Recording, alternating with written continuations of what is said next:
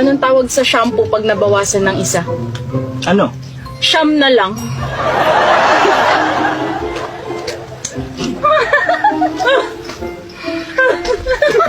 Anong tawag sa puno na hindi mo pwede akyatin?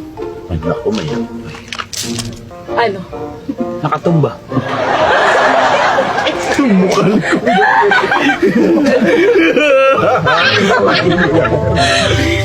Ano pa yung punong hindi mo maakyat bukod sa nakatumba? Ano? Putol. Bakit yung mga biik na baboy tuwing naglalakad, nakayuko? Bakit? Nahihiya sila. Yung nanay nila, baboy. Yung mukha ni Kuya. Yung mukha ni Kuya.